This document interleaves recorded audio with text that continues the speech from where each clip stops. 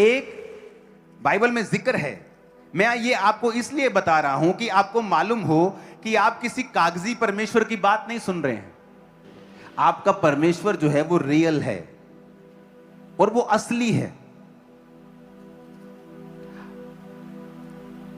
उत्पत्ति 18 उसकी 1 आयत में लिखा है, अब्राहम ममरे के बांज वृक्ष के बीच कड़ी धूप के समय तंबू के द्वार पर बैठा था। तब यहोवा ने उसे दर्शन दिया। उसने आंख उठाकर दृष्टि की तो क्या देखा, 3 पुरुष उसके सामने खड़े हैं। जब उसने उन्हें देखा तो भेंट करने के लिए तंबू के द्वार से दौड़ा और भूमि पर गिरकर दंडवत की और कहने लगा। अब यहां पर 3 जन अब्राहम को मिलते हैं। वो दंडवत करता है, कहता है आओ अतिथि मेरे घर में आओ, बिना कुछ खाए मेरे घर से मत जाना। जब वो उसने बुलाया और उनको खाना खिलाया, जाते वक्त वो कह उठे कि अब तेरी पत्नी के पुत्र होगा। सुनो, अब 16 आयत में लिखा, जब वो पुरुष वहां से चले तो सदोम की ओर दृष्टि की और अब्राहम उन्हें विदा करने के लिए उनके संग चला गया। यहोवा ने कहा, जो मैं करता हूं क्या अब्राहम से छुपा के रखूं? अब्राहम से निश्चय बड़ी जाति और बड़ी सामर्थी जाति उपजेगी और पृथ्वी की सारी जातियां उसके द्वारा आशीष पाएंगी। इसको प्रीचिंग मोड पे करना, क्योंकि मैं जानता हूं कि वे अपने पुत्रों और परिवार को जो पीछे रह जाएंगे आज्ञा देगा कि यहोवा के मार्ग में अटल बने रहो और धर्म और न्याय करते रहो। जो कुछ यहोवा ने अब्राहम के विषय में कहा है उसे पूरा करे। फिर यहोवा ने कहा, सदोम और अमोरा की चिल्लाहट बढ़ गई है, उनका पाप बहुत भारी हो गया है। अब सुनो, सदोम और अमोरा 2 ऐसे नगर जिनके बारे में परमेश्वर को कंप्लेंट आई कि इनका जो पाप है वो बहुत भारी हो गया है। अपने पड़ोसी को बोलो, परमेश्वर को कंप्लेंट आई सदोम और अमोरा की कि उनका पाप बहुत भारी हो गया है। हालेलुया। अब परमेश्वर ने कहा, मैं उन्हें नाश करने के लिए जाता हूं। और वचन कहता है कि जब परमेश्वर ऐसा सोच रहा था कि मैं उन्हें नाश करना चाहता हूं, तो परमेश्वर के दिल में आया कि मैं जो ये करना चाहता हूं, मैं अब्राहम से क्यों छुपा रहा हूं? ये मेरा फ्रेंड है, ये मेरा दोस्त है। रीजन कि अब्राहम सिर्फ खुद ही धर्मी नहीं है, उसके बच्चे भी क्या हैं, उसकी पत्नी भी क्या है। और कहता वो आज्ञा देके जाएगा अपने परिवार को कि यहोवा के मार्गों में अटल बने रहो, धर्म का काम और न्याय का काम करते रहो। अब फिर वो उनके साथ बहस करने लगा कि तू सदोम अमोरा को नाश करने जा रहा, अगर वहां धर्मी निकले तो, अगर 50 धर्मी वहां रहते हुए तो क्या पूरे देश का नाश कर देगा, शहर का? कहते नहीं करूंगा। अगर वहां 40 धर्मी मिले तो नहीं करूंगा, 30 मिले तो नहीं करूंगा, 10 मिले तो, यहोवा कहता मैं नहीं करूंगा। और वो चल पड़े। जब उन नगरों में गए तो वहां लूत बैठा हुआ था फाटक में। जैसे ही लूत ने देखा उन 2 मनुष्यों को, वो भागा और उसे अपने घर ले गया। जब घर ले गया, उनका आदर मान किया, खाना पीना खिलाया, तो रात को वो व्यक्ति उस घर के बाहर आने लगे और कहने लगे, हम इन 2 पुरुषों के साथ गलत काम करना चाहते, इसे बाहर निकाल। व्यभिचार करना चाहते, इन्हें बाहर निकाल। और उन पुरुषों ने, जो दूत थे, उन्हें अंदर खींच लिया और उन्हें अंधा कर दिया कि और बाहर फिर दरवाजे पर टटोलते रहे। और दूतों ने कहा, हम इस शहर को नाश करने पर हैं, अब तुम क्या करो? तुम अपने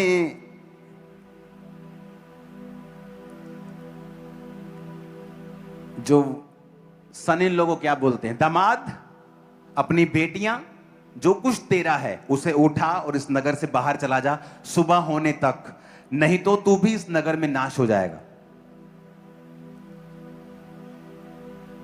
उसने अपने दामादों को जाके बताया कि भाई साहब दूत आए हैं और कह रहे हैं कि ये नगर नाश हो जाएगा। उन्होंने उड़ाया मजाक कि तेरे दूतों की ऐसी की तैसी हो, वो कौन होते हैं?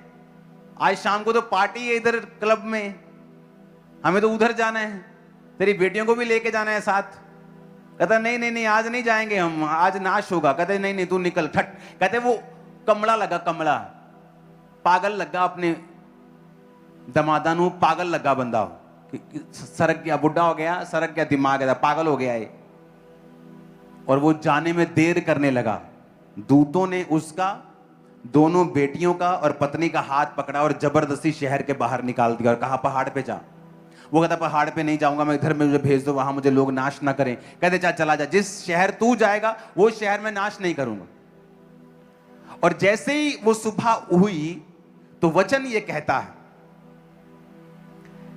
तब यहोवा ने अपनी ओर से सदोम और अमोरा पर आकाश से गंधक और आग बरसाई। जेनेसिस 19 उसकी 24 आयत। कहता परमेश्वर ने अपनी ओर से गंधक और आग बरसाई। अब दो फोटोज हम देखेंगे कि आज सदोम और अमोरा किन जगहों के ऊपर नजदीक, किन जगहों के नजदीक हैं। दो फोटो जो मैंने अभी भेजी आपको, वो स्क्रीन पे दिखाएं। वो नीचे लिखा है गमोरा, उसको जरा टिक मार्क करना। ये डेड सी है, यानी मृत सागर जैसे हम बोलते हैं, जो इजराइल में है।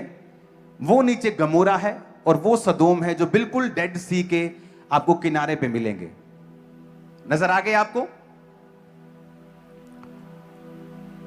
ओके, मुझे इस टीवी के पास लेना।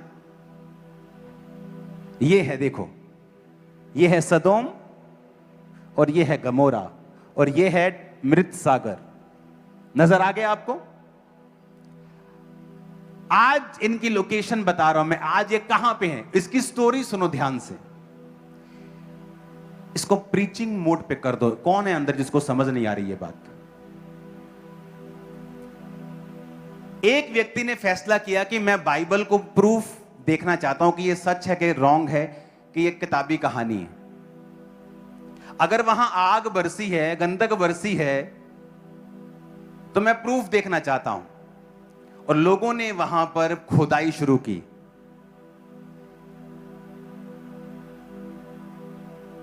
और उस वीडियो को आप देखेंगे अभी कि वहां क्या हुआ।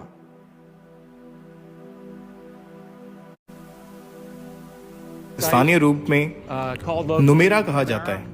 यह वही स्थान है जिसे पूरा बाइबल में वर्णित गोमोरा से जोड़ते हैं। यहाँ आप देख सकते हैं कि एक सतह के ठीक नीचे राख की एक परत मौजूद है। यह जली हुई मिट्टी के बर्तनों के टुकड़ों और मानव हड्डियों के अवशेष यानी कुछ अंश से भरी हुई है, चिन्हित है। ये गड्ढे इसलिए बने क्योंकि दशकों से स्थानीय लोग इन कब्रों को खोदते रहे हैं ताकि प्राचीन वस्तुएं निकालकर बाजार में बेच सकें। 1960 और 1970 के दशक में यहाँ खुदाई करने वाले लोगों का अनुमान था कि इस कब्रिस्तान में लगभग 5 लाख लोग दफन हैं। यह वास्तव में आश्चर्यजनक है। सुनो, एक सेकंड के लिए बंद करना। अब मैं यहां तक की स्टोरी बताऊं। आदमी वहां पे गए जहां आज सदोम और गमोरा जिस लोकेशन पे हैं, ओके, वहां जब खुदाई हुई तो 5 लाख लोग कब्रिस्तान में थे। तो वहां जब खुदाई हुई तो अन्य जातियों ने कहा कि अगर ये किसी राजा ने अटैक किया होता और लोगों को जलाकर मार दिया होता, तो कब्रिस्तान में लोग कैसे जले जब ऑलरेडी मरे हुए हैं? 5 लाख कब्रें। मेरी आपको बात समझ आ रही कि नहीं? अगर मान लो किसी राजा ने किसी कंट्री पे अटैक कर दिया और लोगों को जला के मार दिया, अब 5 लाख कब्रों को खोद के वो जलाएंगे थोड़ी? इतना बेवकूफ कौन है अपनी रिसोर्सेस वेस्ट करेगा? 5 लाख, 5,000 तो मान भी लें। 5 लाख कब्रों के अंदर जो मुर्दे थे, जब उनको खोदा गया, उनकी हड्डियां टेढ़ी हो चुकी थी और जल चुकी थी, क्योंकि जो सदोम और अमोरा में आग बरसी थी वो सबके ऊपर बरसी थी। मेरी बात समझ रहे हो आप? जब वहां पे खोजा गया तो धरती हर साल बढ़ती जाती है, उसकी लेवल बढ़ता जाता है। मिट्टी, आपको समझाने की जरूरत तो नहीं है कि हर साल लेवल बढ़ता है धरती का, क्योंकि पेड़ों का पत्ता, वेस्ट, सब चीजें लेयर बनाती जाती हैं तो धरती बढ़ती जाती है। आपके घर नीवे हो जाते हैं ना, सड़कें ऊंची हो जाती हैं, ऐसी धरती चलती आ रही। तो जब धरती के नीचे खोजा गया तो उन्हें वहां पे राख मिली, बर्तन जले हुए मिले, मनुष्यों की जली हुई हड्डियां मिली, आज भी वहां वो मौजूद हैं। और वहां पे 5 लाख लोगों का कब्रिस्तान मिला जो भी जला हुआ था। फिर उन्होंने सोचा कि नहीं, अगर किसी राजा ने मारा या बड़ी त्रासदी हो गई तो फिर कब्रें कैसे जल सकती हैं जो कितने फुट नीचे हैं, जो 8-8 फुट नीचे मुर्दे पड़े हैं, उनको कोई क्यों जलाएगा, और वो भी लाखों मुर्दों को। कितने मेरी बात को समझ रहे हैं? फिर उन्होंने समझा कि नहीं, जो बाइबल में लिखा गया है कि यहोवा ने अपनी ओर से आकाश से गंधक और आग बरसाई, ये साइंटिस्ट कह रहे हैं, मैं नहीं कह रहा हूं। और वहां पे म्यूजियम बना। अब सुनो, आगे आगे चलाओ उसी वीडियो को, उसी जगह से। सबसे दिलचस्प बात यह है कि उन्हें इस कब्रिस्तान में भी उसी समय की अग्नि विनाश की परत मिली जिस समय शहर नष्ट हुआ था। यानी शहर और कब्रिस्तान दोनों एक ही अग्नि आपदा में नष्ट हुए थे। कोई सेना कब्रों पर हमला करके पूरे कब्रिस्तान को जलाने नहीं जाएगी। यही कारण था कि पुरातत्ववादियों ने यहाँ के विनाश को एक प्राकृतिक आपदा का परिमाण माना। खुदाई की रिपोर्ट में उन हड्डियों की तस्वीरें भी दिखाई गई हैं जो गर्मी के कारण मुड़ गई थी। अब एद्रा के कब्रिस्तान से निकल रहा हूं जिसे सदोम माना जाता है, और लगभग 8 मील दक्षिण की ओर जा रहा हूं जहां एक और खुदाई किया गया स्थल है जिसे बाइबल के गोमोरा नगर के रूप में पहचाना जाता है। को प्रदर्शित किया हुआ है जो मृत सागर के पास के क्षेत्रों में पाए गए। अब यहीं रोको। उनका मानना है, मुझे समझाना जरूरी है। अब जो गंधक आसमान से बरसाई थी परमेश्वर ने, ओके, उस गंधक की क्वालिटी ये है कि वो हवा में नहीं रह सकती। उसे अगर सुरक्षित रखना है तो वो पानी में होनी चाहिए, क्योंकि गंधक जो है वो बड़ी जल्दी जलने वाली चीज है। अब आपने पहली फोटो जो मैंने दिखाई जहां पर सदोम और गमोरा हैं, अमोरा थे, आप उस फोटो को अगर देखेंगे स्क्रीन के ऊपर कि वो जगह कहां है, वो जगह आपको डेड सागर यानी पानी के करीब थी। यानी जब ये 2 शहर नाश हुए और जो गंधक बरसाई गई वो पानी में भी गिरी, हां या ना? अब जब वहां उनको ये साइंटिस्ट ने कहा कि अगर ये गंधक वाकई परमेश्वर ने बरसाई थी तो ये फिर यहां तो नहीं मिलेगी, लेकिन अगर ये डेड सागर में हमें मिलती है, क्योंकि अगर गंधक पानी में चली जाए तो वहां सुरक्षित रहती है। अगर ये पानी में हमें मिल जाए या उन जगहों में मिल जाए जहां पहले पानी था और अब नहीं, थोड़ा आगे सरक गया है, तो हम मान लेंगे कि ये वाकई परमेश्वर की ओर से था। और उन्होंने जब खुदाई की, उन्हें गंधक की बॉल्स वहां मिली जो आज भी वहां मिलती हैं। सुनो, प्रॉफिट लॉट जिसको बोलते हैं म्यूजियम, ओके, लूथ, प्रॉफिट लूथ स्टेडियम म्यूजियम नाम है, आज भी आप वहां जा सकते हैं। और सुनो मेरी एक और बात, दुनिया में जहां जहां सल्फर या गंधक निकलती है उन एरिया में अगर आप फोटोज को हम देखेंगे, उन एरियाज की फोटोज को जहां जहां से आज इस दुनिया में गंधक मिलती है, वो ये एरियाज हैं जहां ज्वालामुखी सक्रिय हैं। इन एरियाज में लोग गंधक निकालते हैं या ये कृत्रिम रूप से बनाया जाता है पेट्रोलियम से। ऐसे लोग, देखो, ऐसे लोग गंधक निकालते हैं इन खदानों से जाके। अब मेरी बात सुनो जो कान खोलने वाली है। पूरे वर्ल्ड में एक पिक्चर को हम देखेंगे, अभी एक डाटा को हम देखेंगे, एक डाटा को हम देखेंगे, आपकी स्क्रीन के ऊपर उस पिक्चर को दिखाएंगे। सिर्फ सदोम और अमोरा की दुनिया में सल्फर ऐसी है जो 99% प्योर है, और जितने सल्फर इंडोनेशिया से, वोल्केनो से, ज्वालामुखियों से निकलती है वो 40 से 60% प्योर होती है। पूरी दुनिया में ऐसी कोई जगह नहीं जहां 100% प्योर सल्फर हो, सिर्फ सदोम और अमोरा के पास वो मिलती है। इमेजिन करो आप लोग, बाइबल अगर आप समझ जाएं, अगर आप बाइबल की स्टोरीज को समझ जाएं कि परमेश्वर असली है, वो बातों का खुदा नहीं है, वो कथा कहानियों का खुदा नहीं, वो रियल परमेश्वर है। इमेजिन।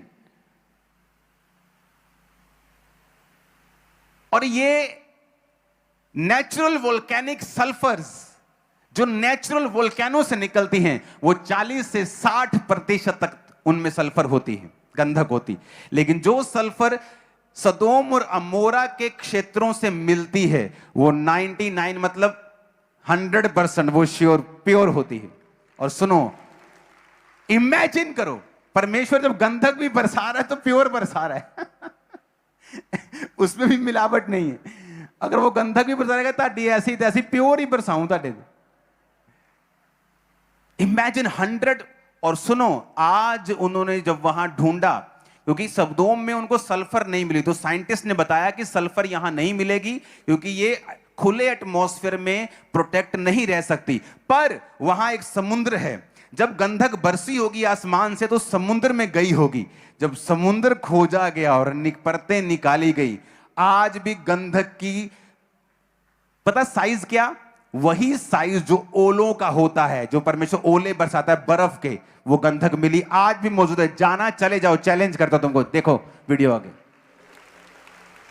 ठीक है, हाँ उस जगह है कि यही वे चीजें हैं जिन्होंने प्राचीन समय में इस इलाके के शहरों को जला दिया था। जब मैंने पहली बार ये प्रदर्शन देखा तो मैं बहुत उत्साहित हो गया।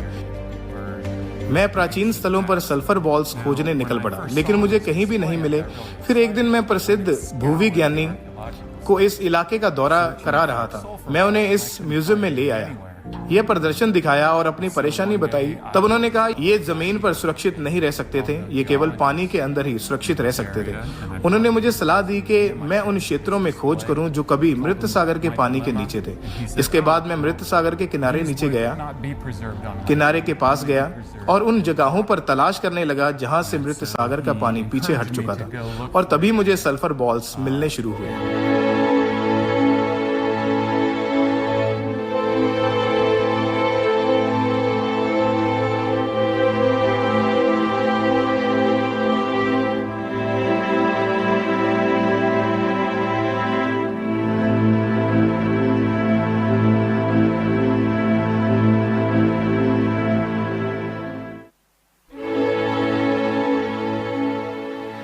ताकि आपको अंदाजा हो सके कि यहाँ कितनी मात्रा में सल्फर बॉल्स मौजूद हैं। तो ये एक सल्फर बॉल है। सल्फर बॉल्स यहाँ यहाँ यहाँ देखिए, हर तरफ सल्फर बॉल्स ही है। वहां भी सल्फर बॉल हर जगह,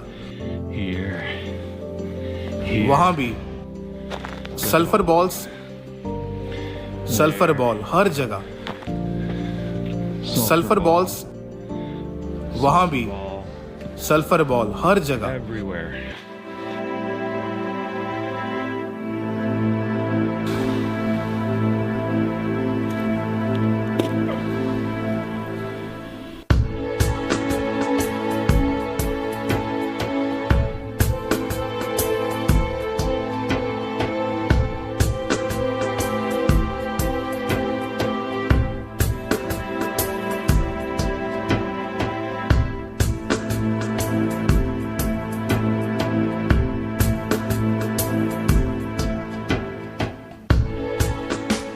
तो सवाल ये है कि ये सल्फर बॉल्स आ कहां से रही हैं? ये इस जियोलॉजिकल फॉर्मेशन से निकल रही हैं। आप देख सकते हैं कि सल्फर बॉल्स यहीं अपनी मूल स्थिति में मौजूद है, जिसे इन सिटू कहा जाता है, यानी अपनी असली जगह पर। ये इस विशेष परत में जमी हुई है।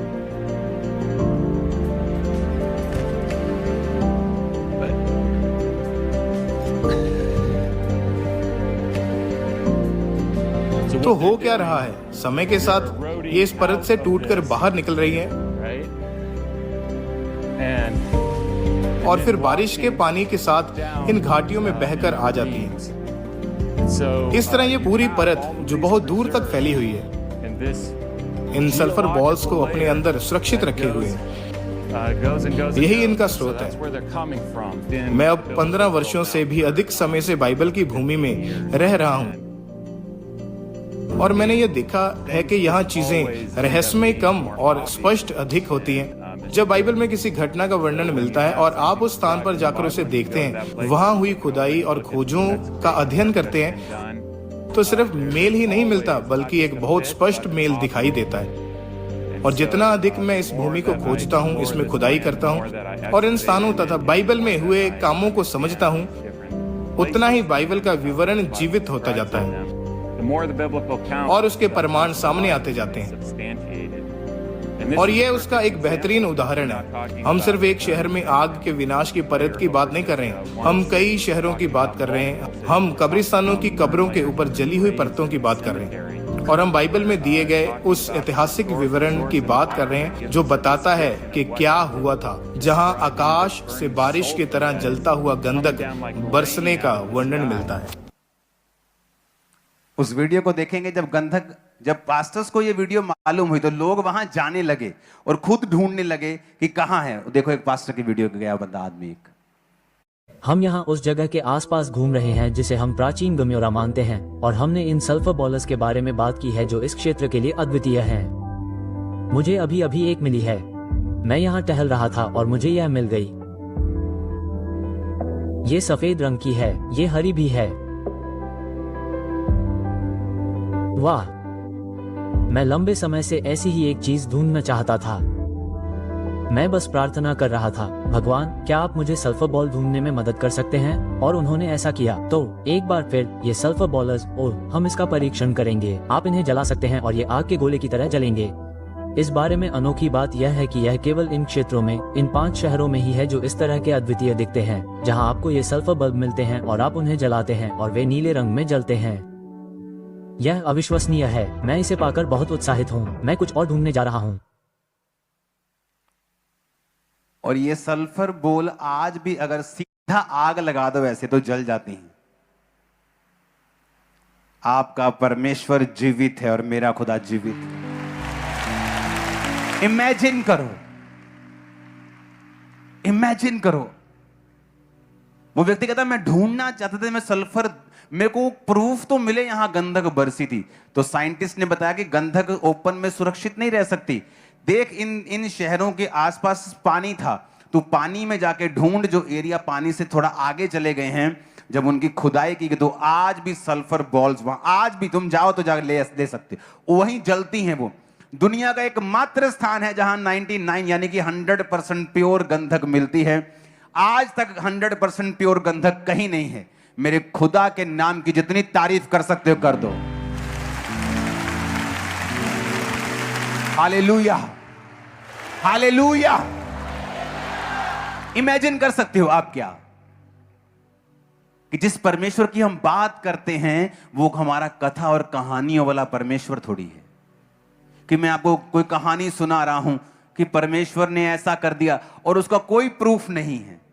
आज की दुनिया में उसका कोई लिंक नहीं है, कुछ जुड़ा हुआ नहीं है। सब बातें ऊपर ऊपर से जा रही हैं, कुछ बदलाव नहीं हो रहा।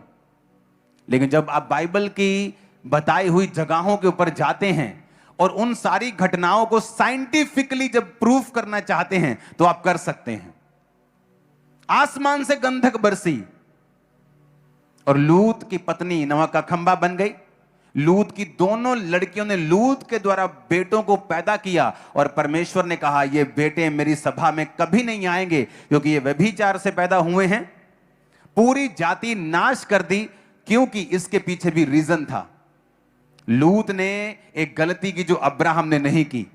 लूत जब उन लोगों में गया तो वो पापी थे, तो वचन कहता है कि लूत उनकी ओर देखकर, उनके पापों को ओर देखकर अपने सच्चे मन को पीड़ित करता था। बस पीड़ित ही करता था और करता कुछ नहीं था। वो कि दुख बहुत है मैनू कि मेरा मुंडा 2 नंबर का काम करता, पर उसी पैसे में से तुम राशन खरीदते हो तो तुम दुखी नहीं हो। मेरी बात समझ रहे हो कि नहीं? वो देख उसकी लड़कियां इतनी नैतिकता में जीरो क्यों थी? मॉरल वैल्यू लूत की लड़कियों की माइनस में क्यों थी? इतना गलत डिसीजन क्यों उनके जीवन में था? क्योंकि उनकी संगति गलत लोगों के साथ थी। परमेश्वर अब्राहम से खुश इसलिए था, उसने कहा अब्राहम खुद तो ये जाएगा इस स्वर्ग, कहता अपने घर वालों को भी आज्ञा देके जाएगा कि पुत्र जे मेरी प्रॉपर्टी चाहिए है तो रब च रहना पैना तेनू। अगर मेरा कुछ चाहिए तो परमेश्वर में रहना पड़ेगा, नहीं तो कुछ नहीं मिलेगा।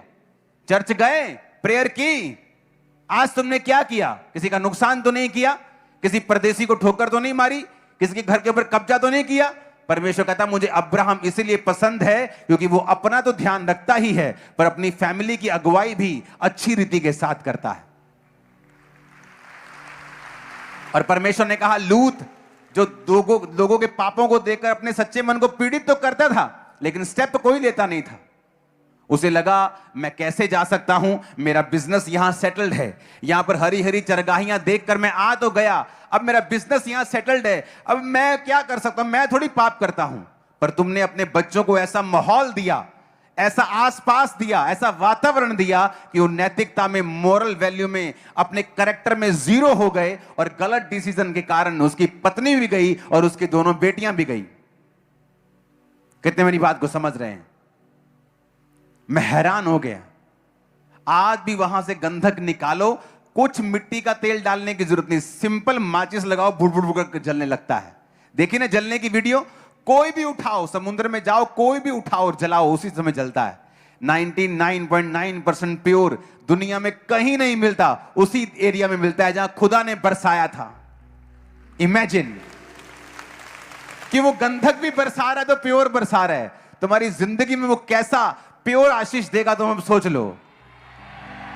अगर वो गंधक भी प्योर बरसा सकता है, वो ये बोल सकता है परमेश्वर, अगर वहां पे 60% प्योर निकले तो हम कह सकते हैं कि भाई इंडोनेशिया से भी निकलती है, चाइना से भी निकलती है, न्यूजीलैंड से भी निकलती है, वोल्केनो जहां जहां है सब जगह से निकलती है, पेट्रोलियम से भी ये बनती है, फैक्ट्रियां भी इसे बनाती हैं, पर कोई भी 60% से ज्यादा प्योर नहीं, 40-50% से ज्यादा प्योर नहीं।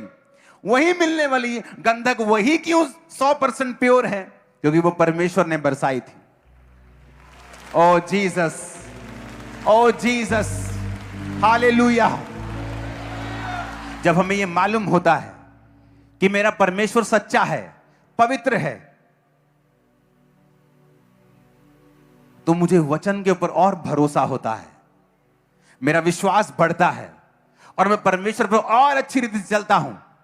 और उसका रिजल्ट यह आता है, आपकी लाइफ में ज्यादा ग्लोरी, ज्यादा महिमा, ज्यादा रिजल्ट और ज्यादा टेस्टिमनीज होती होगी। आप प्रभु के वचन को पहचान चुके हैं, आपका विश्वास दूसरों से अलग है, आपको पता है कि जिस परमेश्वर को आप मानते हो वो सच्चा है, जीवता है, और उसकी कथा कहानियों से नहीं, वो रियल परमेश्वर है मेरा। आमीन।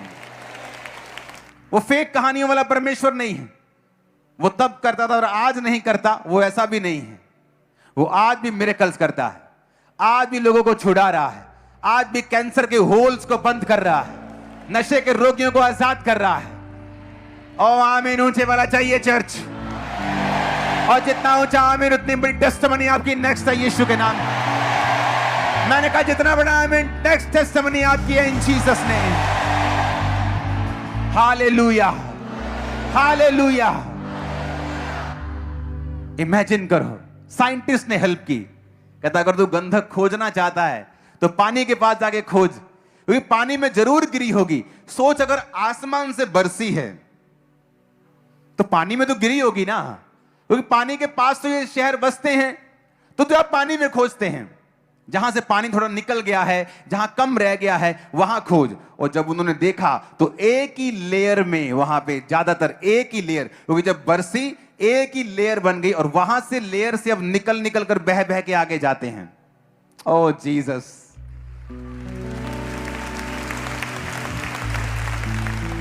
आज भी जब फिरौन की सेना समुद्र के नीचे समा गई थी, जब उस जगह की खोज की जाती है, आज भी तलवारें निकलती हैं वहां से। बाइबल की एक एक चीज हजारों साल पुरानी, यीशु मसीह के आने तक 42 पीढ़ी, अब्राहम से दाऊद तक 14, दाऊद से बंदी बनाए जाने तक 14, बंदी बनाए जाने तक मसीह तक 14, 14, 14, 14। आपको इत्तेफाक लगता है क्या? 7 दिन, 7 कलीसियाएं, 7 आत्माएं, 7 बीवट, आपको इत्तेफाक लगता है क्या? एक मैथमेटिशियन साइंटिस्ट ने बताया कि जिस प्रकार से मैं जब मैथमेटिक्स देखता हूं, उसका मेजरमेंट्स देखता हूं, चीजों को जिस तरह बनाया है, रचा गया है, ये बिग बैंग का काम नहीं, ये परमेश्वर का काम है। इतना परफेक्ट मैथ नहीं कर सकती कुदरत, परमेश्वर कर, इतना परफेक्ट नहीं कर सकती कुदरत। परफेक्ट ये परमेश्वर का काम है कि धरती अगर 10% दूर होती तो हम ठंडे इलाके में होते, जी ना सकते। नजदीक होती, इतने गर्म होती कि रह नहीं पाते। आपको क्या लगता है ये इत्तेफाक है क्या?